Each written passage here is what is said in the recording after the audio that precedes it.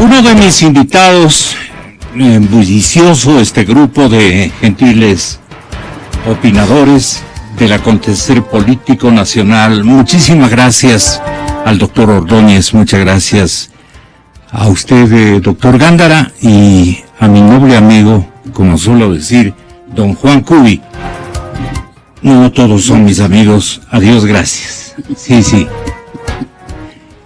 Tú decías ayer que las cartas están echadas, Juanito.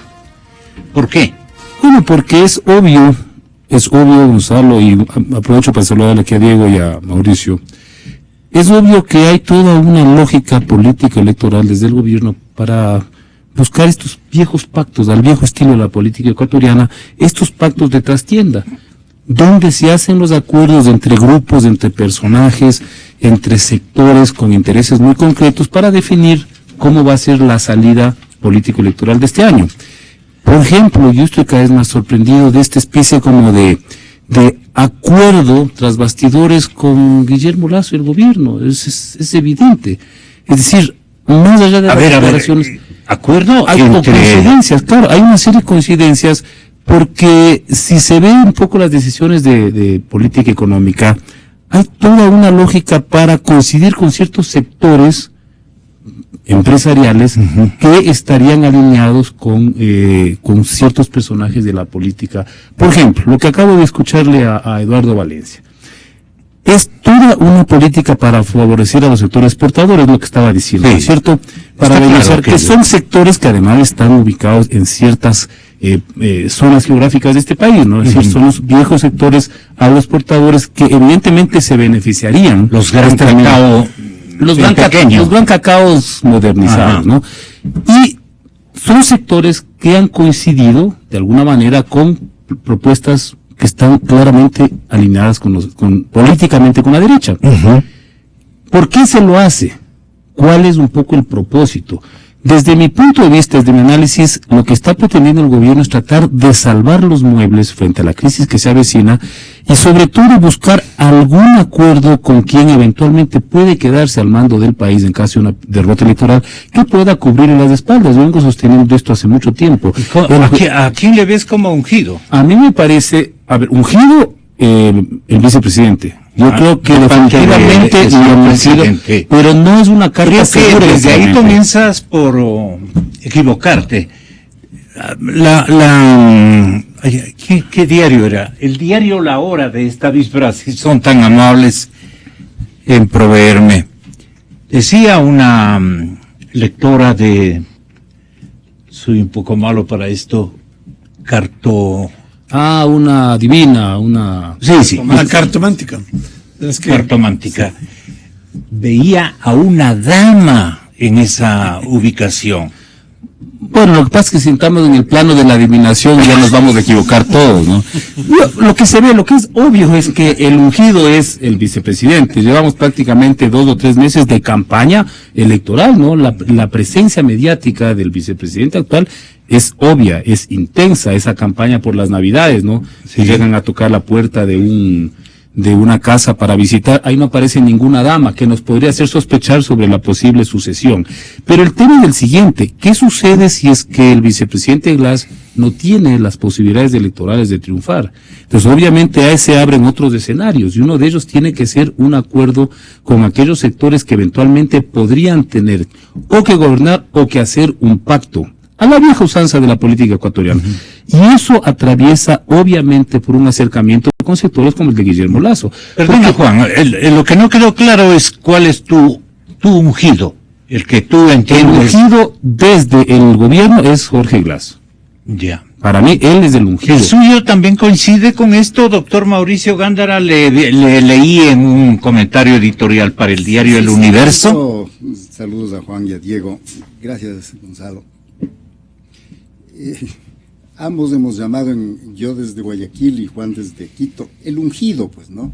Porque eso es lo que quiere el presidente, escoger a alguien. Y como digo en mi artículo, debe tener muchos desvelos, y si no gana, su ungido, que es el planteamiento de Juan, esas cuestiones, o si gana y no me obedece, claro. No ha pasado en historia. Claro. ¿Cierto? Entonces, obviamente el quiere ungido tener inicial y apoyado por un entorno muy amplio, no solamente de partidarios de la Revolución Ciudadana, sino también de muchísima gente, era el que está a este momento en Europa. Claro, el que se le fue veía con vicepresidente posibilidad de la electoral. República. Digamos, Él ¿no? era el ungido inicial. Así parecía. ¿Qué pasaría con ese ungido, hablando de que es peligroso porque no iba a ser tan obediente que digamos, doctor Diego Ordóñez? Háblenos de esta partecita que me parece muy interesante. Son los cuadros que podrían estar heredando al presidente Rafael Correa. Gonzalo, yo creo que una especulación respecto a quién sea aquel que sustituya a Correa como opción electoral. Eso solo sabe Es Correa. algo que debe decidirlo el gobierno, debe decidirlo Correa. Hablo de Correa, ni siquiera el partido, porque él es el que toma las decisiones. A mí me parece que lo que deberíamos más bien analizar y enfocarnos es hacia qué es lo que los otros sectores, aquellos que quieren reemplazar el modelo del correísmo en lo político, Y desde luego que los vamos a topar. van a hacer. Pero Y sí quisiera me mencionar, interesaría que usted defina más o menos cómo está la cabeza del señor presidente de la República con una presión femenina y una presión masculina, digamos como los dos ungidos. usted me pone un compromiso, porque cómo está la cabeza del presidente, bueno, no sé, sobre tal vez No, digo, algún psiquiatra, alguien debe puede estar identificar cómo un poco está. complicada por la presión de ambos sectores. Bueno, en realidad a veces me parece, y comparto en esta parte, en otros discrepo con lo que acaba de decir Juan Cubi, en el sentido de que Correa necesita cuidar su salida, es decir, tiene que alguien que le cuide las espaldas, ¿no? Yeah. Hay demasiadas cosas que investigar.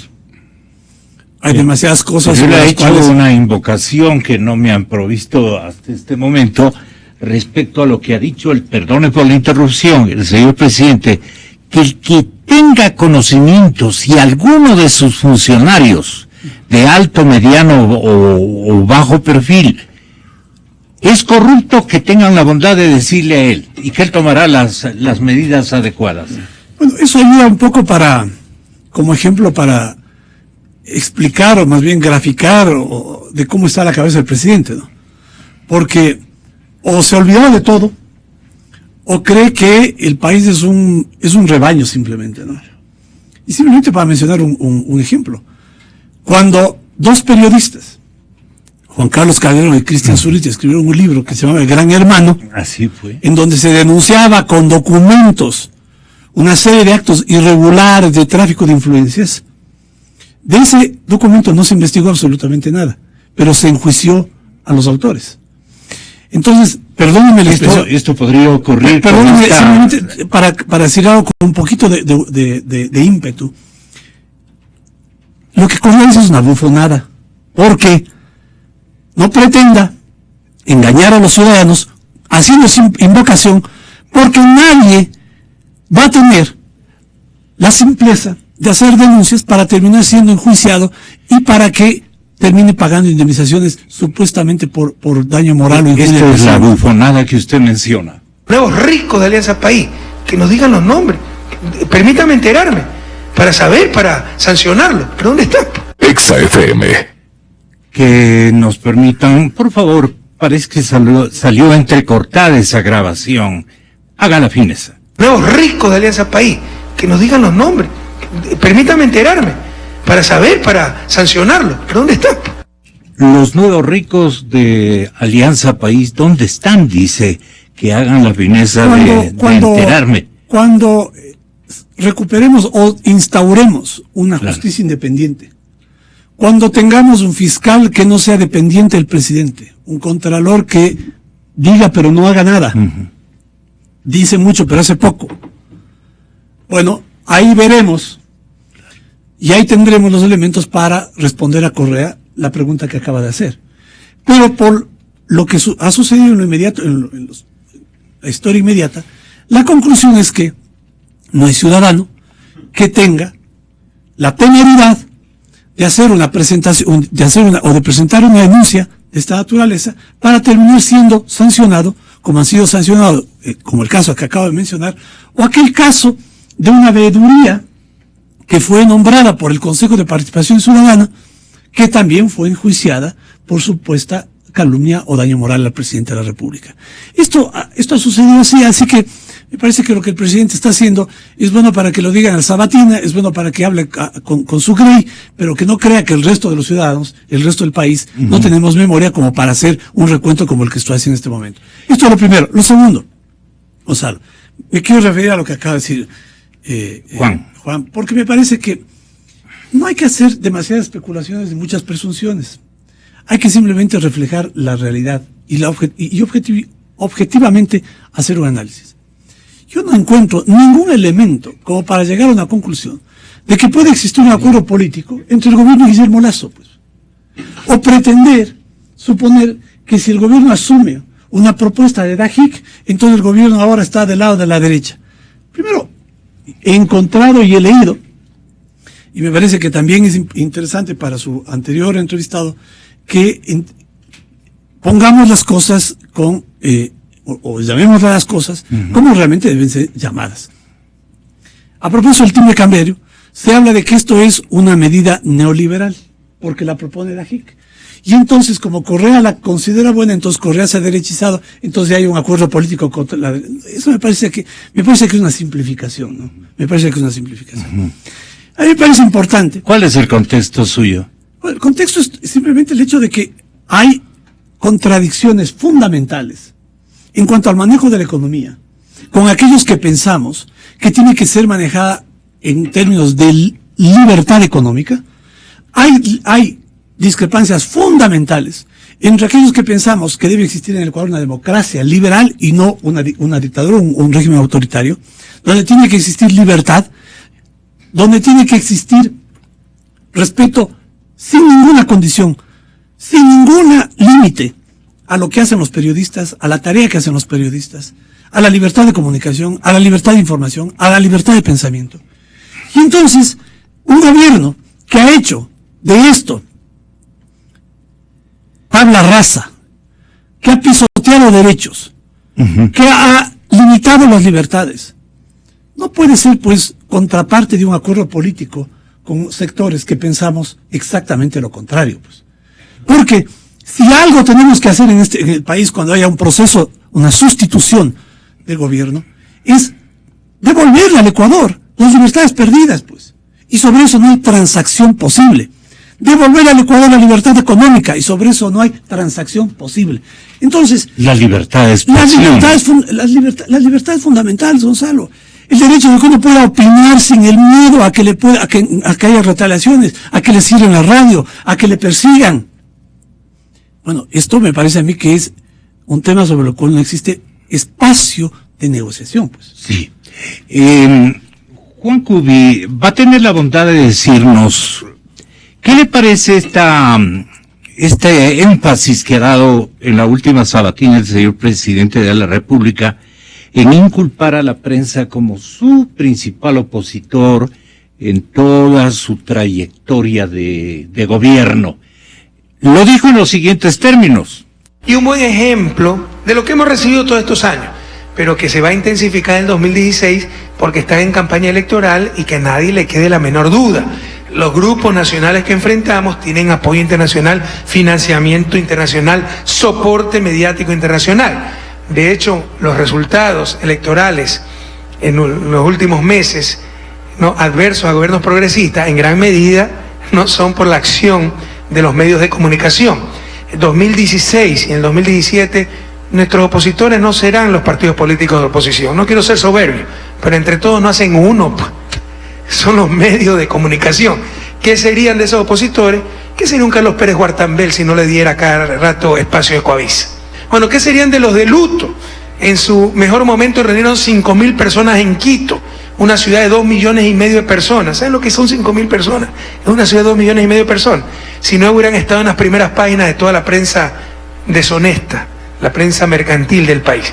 Nuestros principales adversarios, escúcheme bien, queridos jóvenes, compatriotas, serán los medios de comunicación. ¿Y piensa así el presidente cómo vamos a navegar los periodistas en este año electoral, puramente electoral. Bueno, Gonzalo, tú ya tienes un antecedente, te quieren clausurar una radio, o sea que obviamente esa va a ser la tónica. Yo no le prestaría mucha atención porque esta cantaleta ha sido de estos últimos 9 años, de manera que no tiene mayor consistencia. Coincido con Eduardo Valencia, hay una lógica sofística, por ponerle un término, desde el poder, es más o menos como tergiversar, bajo argumentos supuestamente válidos, tergiversar la realidad. La calentura no está en las sábanas. Yo creo que el tema del descontento popular no está en el papel de los medios de comunicación, está en una realidad evidente y obvia, es una crisis que se profundiza y un descontento por la situación real del país que se va a manifestar en este año. Más bien yo quería retomar el tema. Sí, pero hay que también hacerle conocer el punto de vista real también de la oposición, y tú estás en la oposición. El presidente insiste en que apenitas dice que se ha caído en popularidad, que está con el 59% todavía, y que él sigue siendo, no obstante, uno de los gobiernos más populares de América Latina. Pues ¿Aquello es cierto? Si fuera así de popular, habría llamado una consulta popular por las enmiendas. Así de simple. Más bien para ratificar o para reforzar esa popularidad. Quiero volver al tema de la corrupción, Gonzalo. A ver, si hay gente que tiene arrestos para pelear por la corrupción, hay una comisión cívica anticorrupción que está encabezada por Jorge Rodríguez. Bueno, y en Cuenca se acaba de consolidar, ¿no? Sí, se ha consolidado esta comisión que está encabezada por el padre Fernando Vega, donde hay denuncias concretas de sobreprecio de mega obras públicas. Obviamente, cuando el caso de Manduriaco, y es el primero que pero hay una lista que sí, se hay va una lista, yo la vi y se me quedó en casa. ¿Cuál es la clave ahí, Gonzalo? Es decir, si hay un sobreprecio, eso significa que hay un dinero de Brasil, ¿no? De esa empresa brasileña, ¿no? Entre otras, pero, Gonzalo, si hay un sobreprecio, eso significa que ese excedente se va a algún lugar, ¿no es cierto? El tema es investigar a qué bolsillo se va ese excedente. Correcto. Porque eso es una señal obvia y evidente de que hay corrupción. Y obviamente, cuando las obras son públicas, históricamente los principales involucrados son funcionarios públicos, porque tiene que haber ahí una, ¿cómo se llama jurídicamente aquí en Penadora de Abogados? Creo que se llama una coincidencia entre la empresa y el funcionario público, colusión. Gracias, Diego.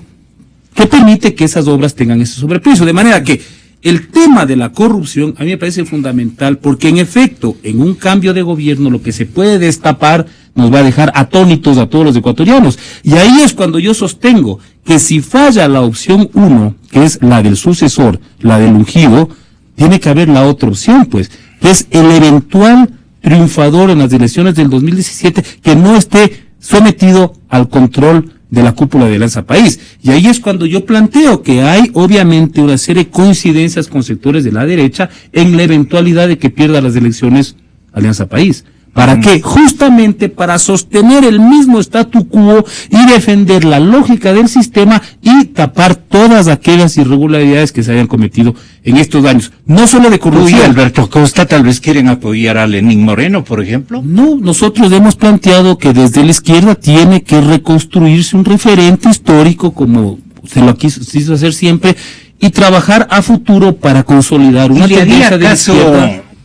El señor Lenín Moreno al señor presidente de la República, digamos, ¿dónde se produce el quiebre, digamos, la desconfianza que tiene el presidente Correa para darle algo que él ya anunció, que el sucesor iba a ser su ex vicepresidente? Mi lectura es bien simple, Gonzalo. En estas lógicas populistas lo que operan son los grupos íntimos, las argollas que generan una confianza casi que, digamos firme, ¿no? Claro. Y en el caso de Rafael Correa yo creo que Lenín Alvarado, obviamente sería el cercano del vicepresidente, y ahí me parece que Lenín Moreno no entra en esta lógica, de manera que puede ser muy cercano, pero en estas sucesiones tiene que haber una garantía del sucesor. Y tiene que ser de estos círculos de mayor confianza, de una confianza que es absolutamente incuestionable. O sea, Moreno no resulta ser, doctor Gándara, un incondicional del presidente. ¿Usted lo ve así? El momento en que ha decidido que sea el señor Glass, como todas las evidencias se presentan, y que ha dejado de apoyar a Moreno, a quien lo lanzó originalmente. Entonces quiere decir pues que el presidente está buscando a alguien que sea tan partícipe del poder y de...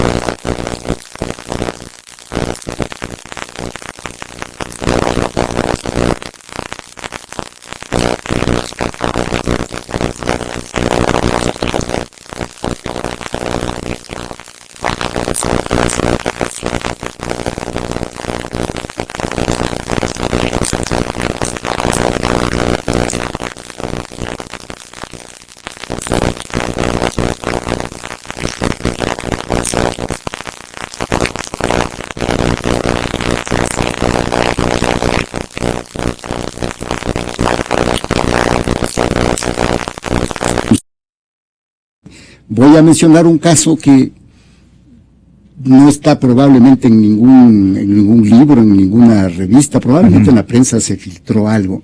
Pero cuando hubo la desincautación cambiaria, en los 80s, los exportadores hicieron ahí sí un pacto entre ellos, e encargaron al principal exportador del país que haga de gerente del Banco Central, pues, porque inyectaban dólares o retiraban dólares del mercado y manejaban el tipo cambiario. A tal punto sería que el presidente de ese entonces, que era Febres Cordero, les reclamó a los exportadores porque dijo que no había sido ese el objeto de la desincautación, y les reclamó a su antiguo jefe, agriamente lo reclamó. Que era el principal exportador del país. Así que esto se está repitiendo porque el señor Correa un día ya ha perdido el crédito de la China, y entonces trata de volver al del Fondo Monetario. Claro.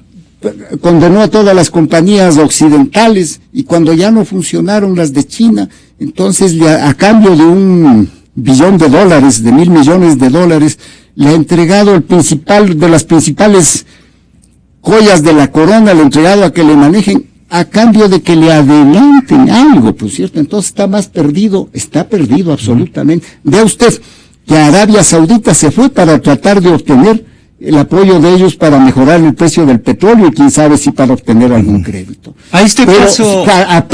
Luego de que se había comprometido con el Irán, y ya ve usted, yo le he dicho un artículo entre enemigos, ya ve usted que hoy día ya están hasta casi por declararse la guerra. Entonces, no hay una idea clara de él, sino que se revuelve en medio de sus confusiones, pero el principal susto es que le guarden las espaldas al día siguiente. ¿Hay alguna derecha sincera, no correísta? Yo no soy vocero de la derecha ni de la izquierda, porque soy un libre pensador, y soy más independiente. Pero dicen que es usted de la Asociación de Libre Pensadores. No, también le acabo de rechazar eso a Juan que mencionó. Yo soy un libre pensador y soy un hombre libre, por eso es que soy solitario, digamos, así que Sí. no me gustan las asociaciones. ¿Quién podría representar a la derecha? ¿El señor abogado Nebot o el señor Lasso? Entre ellos deben estar en el mismo conflicto que existe entre el señor Moreno y el señor Glass. Sí. O sea, entre ungidos es la cosa en este momento. Aquí es entre ungidos, Pero Gonzalo. tienen que definir eso en Vea, máximo ya 3 meses, ya ¿no? recuerde usted que yo lo que propongo es un candidato que llame a la Asamblea, un candidato de unidad de la oposición, que llame a la Asamblea Constituyente y después llame a elecciones sí. generales. De lo Pero con un contrario- candidato único que sea aceptable a izquierdas y De lo derechas. contrario, queda todo el veneno irradiado, pues. Como no está Arturo Correa de candidato, van a multiplicarse las candidaturas de los llamados Yo ya les opositores. conté, son 23 23 años. que quieren Yo ser creo que usted se queda presidentes de la corto. República. ¿Perdón? A mí no me asusta tanto que haya un montón de candidatos. Claro. Digo, pero usted se queda corto. 23 es muy poco. Sí. No, ¿Usted quiere...? Gonzalo, antes de referirme a Diego Ordóñez. respecto a lo que esto de cuál sería la mejor opción de la oposición, quisiera insistir en un tema a propósito de lo que Correa, de la reproducción de lo que Correa había dicho el sábado, cuando dice que su principal oposición viene de los medios y dice ¿qué sería de la oposición o qué sería de alguien? Mencionó un nombre, no recuerdo quién, sin los medios. Y a mí me genera esto un choque moral muy fuerte, ¿no? Porque, bueno, ¿qué habría sido de Rafael Correa sin los medios, pues? en esta radio. ¿Qué habría sido Rafael Correa sin esta radio que le abrió las puertas? Y hay una grabación del año 2005 donde él hace una exaltación, una apología de la libertad y de la calidad de esta emisora para promover y abrir el espacio al pensamiento. ¿Qué habría sido Rafael Correa sin los canales de televisión? Entonces me parece a mí un despropósito, ¿no? Una evidencia de un problema ético. El pretender ahora criticar a la prensa porque hagan o permitan que otros voceros, que otras personas puedan hablar, puedan opinar o puedan difundir su pensamiento. Me parece a mí que es necesario obrar con un poquito más de honestidad intelectual respecto a estos temas.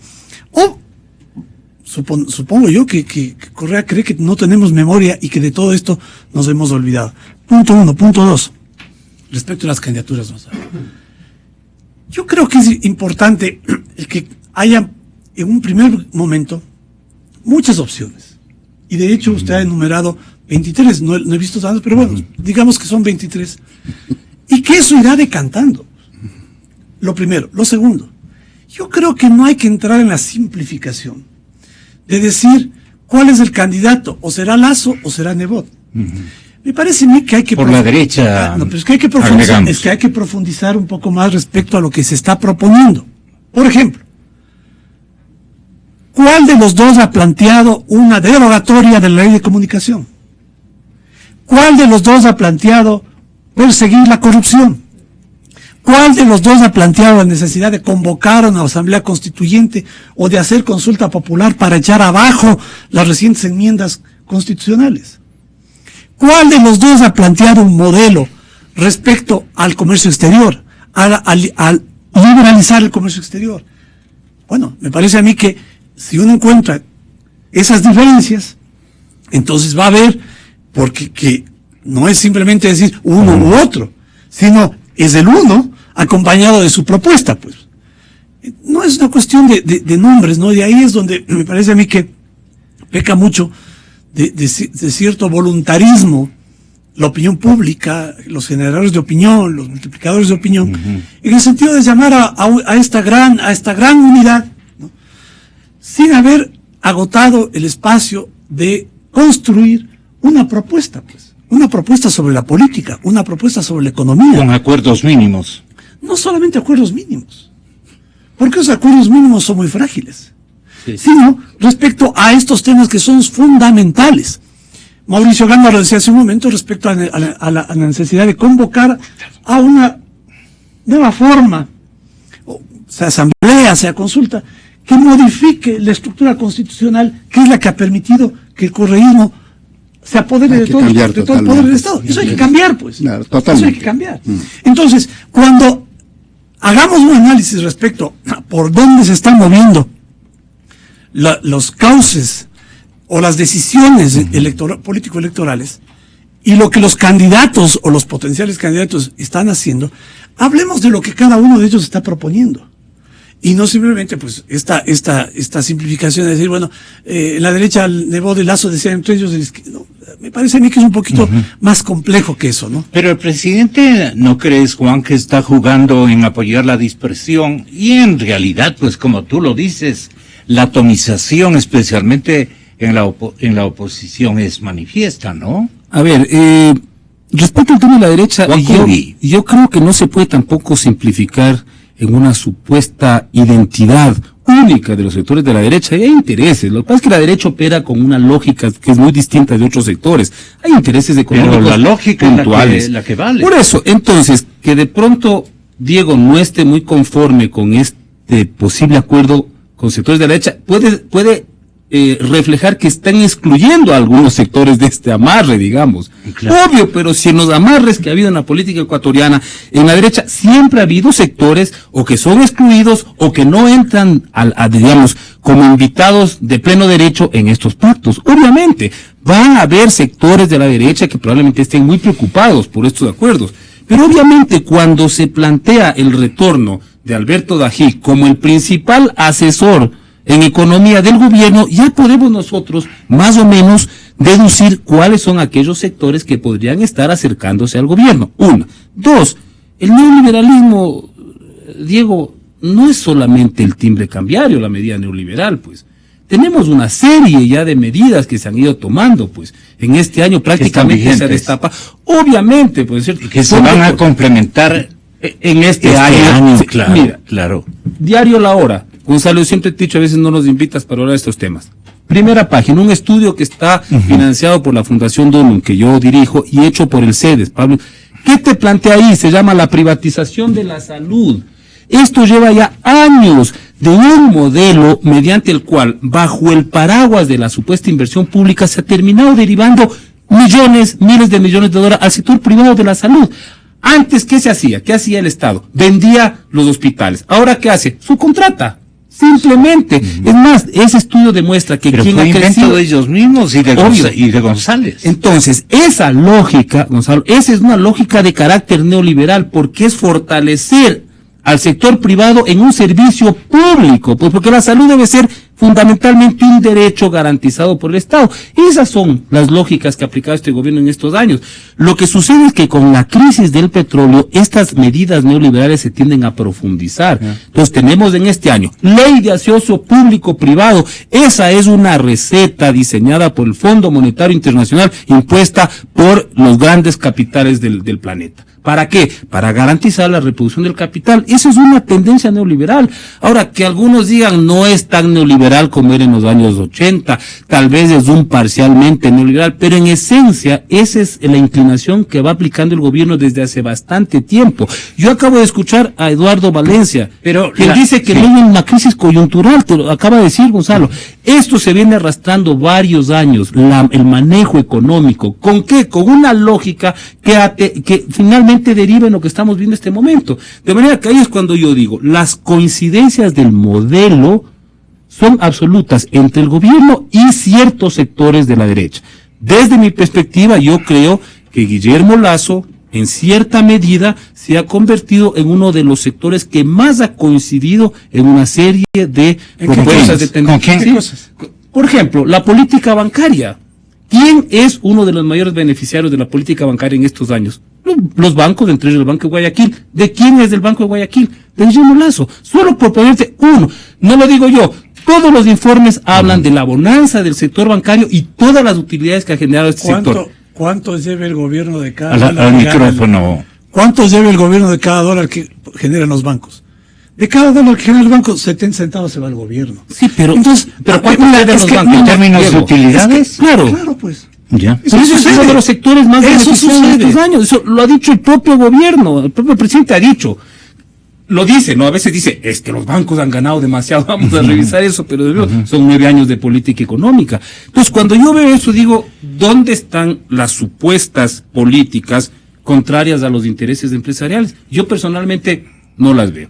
Creo que este es un modelo que ha funcionado eficientemente, permitiendo que los grandes capitales, no solo nacionales, transnacionales, se hayan beneficiado.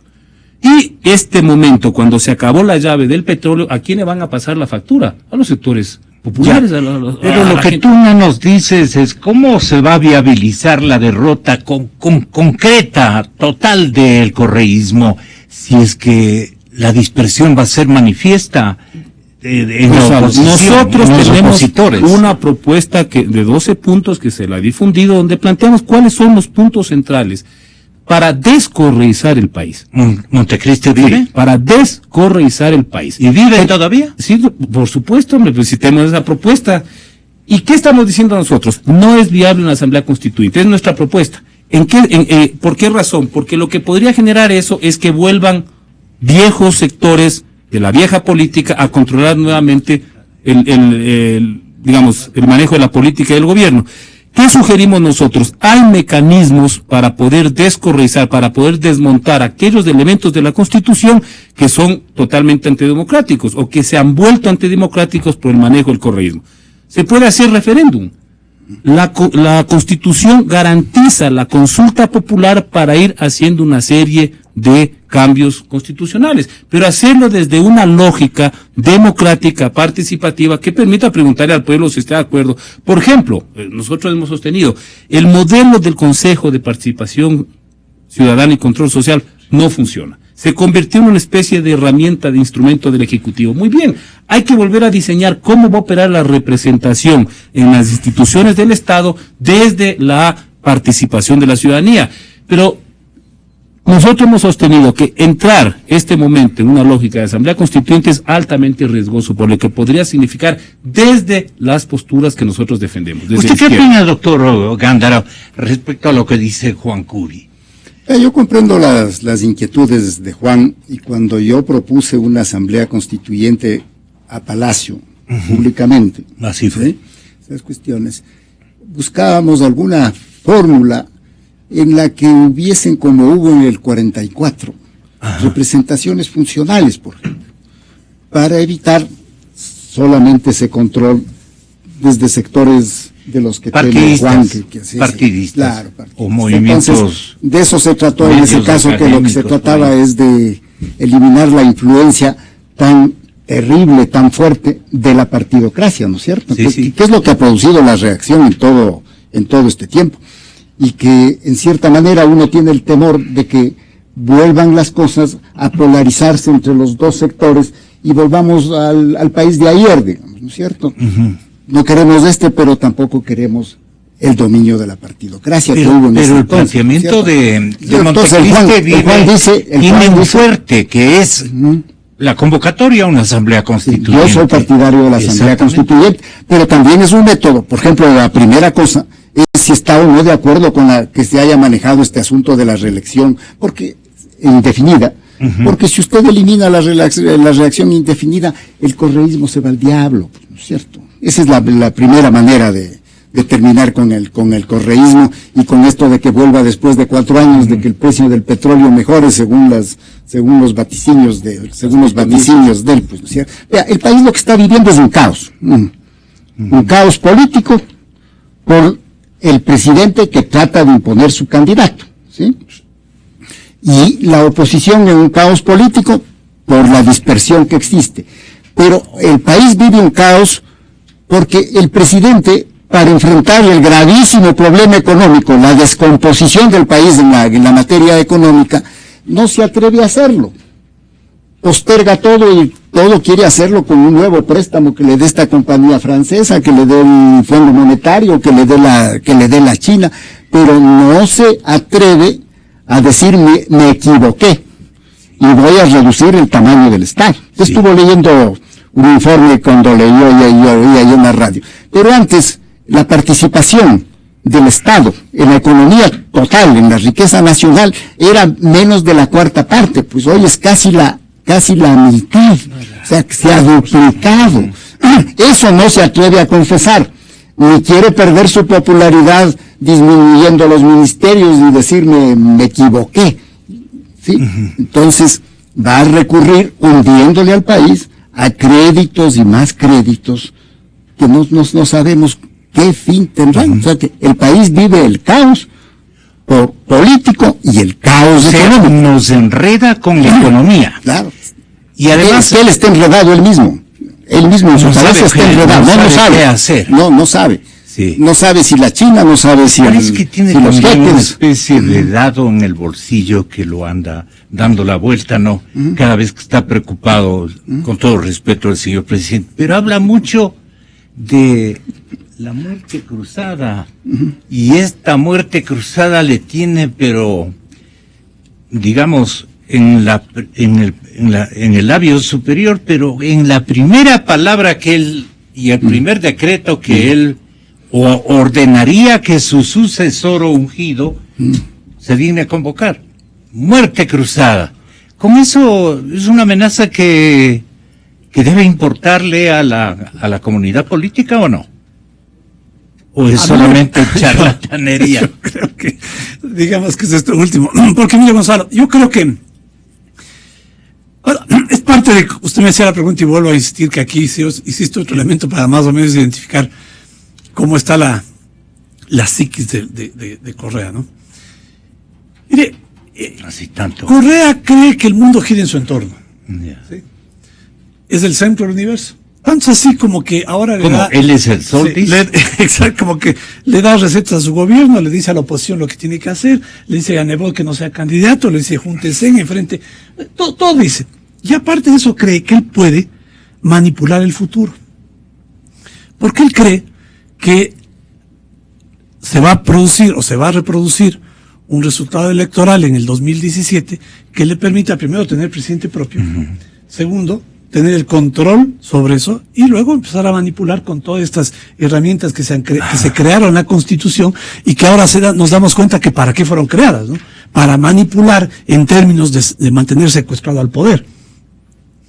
Pero todo esto ya se verá en su momento, va a depender de cómo se desempeñe y se desarrolle el proceso electoral y cómo se avisoran las cosas, simplemente como una proyección sin pretender con esto sentenciar.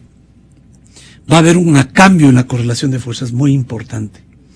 Y ese cambio en la correlación de fuerzas, ¿no?, respecto a la representación que un proyecto político derruido, decaído, afectado por una crisis económica creada por Correa, porque hablan de que en el Ecuador que existe una crisis mundial, ¿no?, y eso justifica el mal manejo en la economía. Pero las evidencias apuntan a que otros países han venido creciendo y que su nivel de crecimiento ahora va a ser menor, no el nivel de decrecimiento de la economía ecuatoriana, que no ha creado una estructura productiva. Todos los países que están manejados en dolarización de América Latina. Y los países con sus economías fuertes. Y los países bolivarianos, excepto Bolivia, en la ruina. Esa es la verdad. Entonces, este proceso electoral, le decía yo, va a generar este cambio, pues, y ahí veremos entonces cómo es que todas estas posibilidades que Correa pretende tener, si es que realmente las va a poder o no tener. Ahora bien, respecto a otro tema, si me permite, Gonzalo, quisiera hacer apuntar unos comentarios respecto a lo que plantea hace un momento Juan Cubi sobre estas supuestas alianzas de las derechas, ¿no? Y suponiendo que sean las derechas, ¿no? Y si Correa se ha derechizado. Y a mí me parece que esto es ya parte de un discurso electoral, ¿no? Porque es la izquierda que quiere desmarcarse de la responsabilidad del gobierno también, ¿no? Porque Montecristi vive, no estoy seguro si tú, Juan, pero el resto sí participó en el gobierno. Pero lógico. Son parte del gobierno. Son parte de la construcción de esta estructura legal. Aquí comenzó todo entre Alberto y Rafael. Entonces ahora, que ya están fuera del gobierno y ya no les gusta lo que el gobierno hace, entonces hay un acuerdo con la derecha. Entonces me parece a mí que esto es un discurso electoral un poco anticipado, ¿no?, que no se ajusta a la realidad, que no se ajusta objetivamente a los hechos, ¿no? Porque que Correa decida volver al Fondo Monetario Internacional, ¿no?, eso no le pone del lado de la derecha, ¿no? Eso le pone del lado del desespero. Pero que Correa haya entregado ustedes mismos le piden, pues. ¿Quién le ha pedido eso? Claro, ¿Quién le ha pedido eso? La derecha le pide que vuelva Vuelva a los señalamientos, todos los claro. periodistas de derecha Claro. Bueno, pero- aplauden esta vuelta al redil. Claro. Gonzalo, usted A usted No no le han le he oído, consultado, ¿no? a Diego no le han No, consultado. la excepción. El doctor Yo Diego no soy, Núñez no ha soy dicho- defensor, no estoy defendiendo una opción, una candidatura en este momento, estoy defendiendo la verdad. Y le he escuchado a Lasso criticar que vuelve al Fondo Monetario, pues.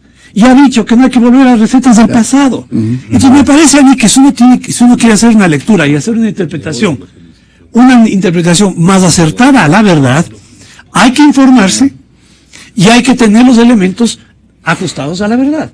Sí. ¿No? Que vuelva al Fondo Monetario, no le vuelve liberal. Que haya entregado el campo Aucal Auca. a una empresa por la forma que le entregó, no le vuelve ni liberal, le vuelve, digamos, en los términos de la... Y hasta ahora no le pagan los 1.000 millones. Gonzalo, si alguien en el pasado habría hecho eso, Correa habría dicho que es un vende patria, pues, ¿no es cierto? En esa condición le pone. O sea, entonces me parece a mí que es simplificar, ¿no? Porque hay un discurso de un sector político en el Ecuador que lo que plantea no es precisamente un modelo del pasado, ni un modelo correísta, sino un modelo del futuro. Y hay una gran diferencia que hace que acuerdos políticos o potenciales acuerdos con el correísmo sean absolutamente imposibles. Como yo entiendo también que desde el lado de la izquierda, ¿no?, hacer esos acuerdos con el gobierno es imposible. Y yo no diría, por ejemplo, en este momento, que pueda haber un acuerdo ahí entre la izquierda soterrada. No, yo veo grandes diferencias. No en materia económica, sí en materia Cortito. política.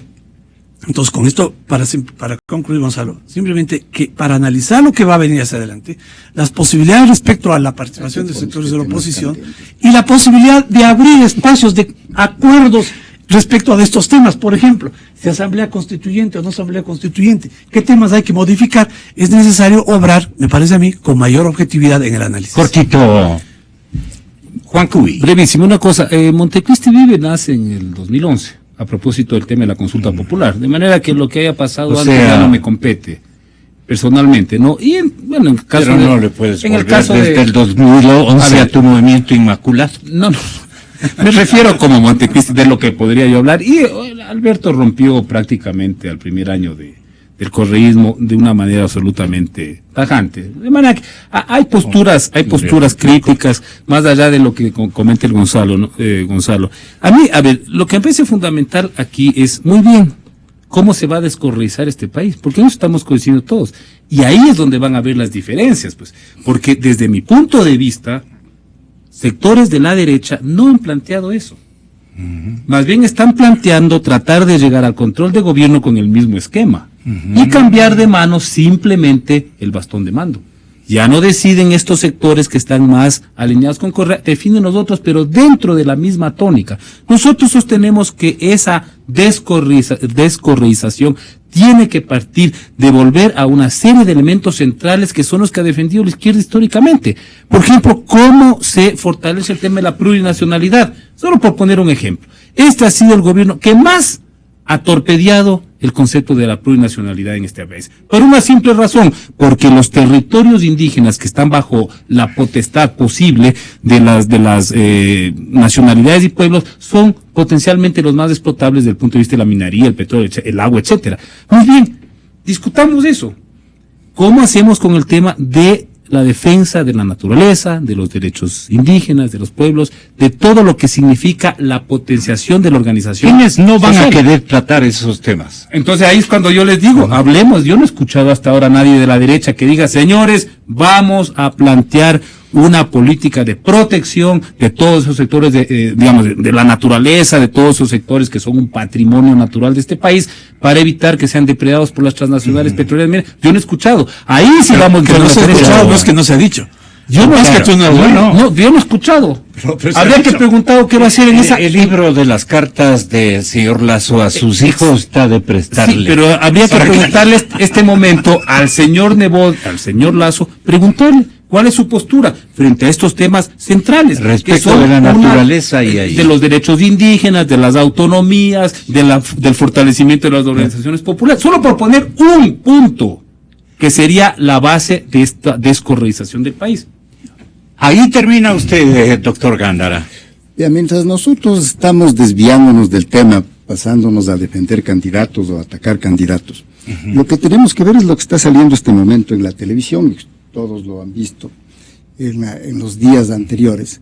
El gobierno de Venezuela, porque todos seguimos los pasos, son bolivarianos, como se llaman, ofendiendo a la memoria de Bolívar, pero está tratando Maduro, como tiene 112 diputados, la mayoría calificada o algo así la llaman, con la cual hasta pueden pedir su revocatoria o el adelanto de elecciones o cualquiera de esas cosas. Inmenso poder está tiene tratando esa mayoría de objetar al menos 3 o 4 a que no tengan esa minoría calificada, que es lo mismo que en su desesperación, previendo lo que le puede pasar, que lo de la muerte cruzada que proclama el presidente, ¿no es cierto?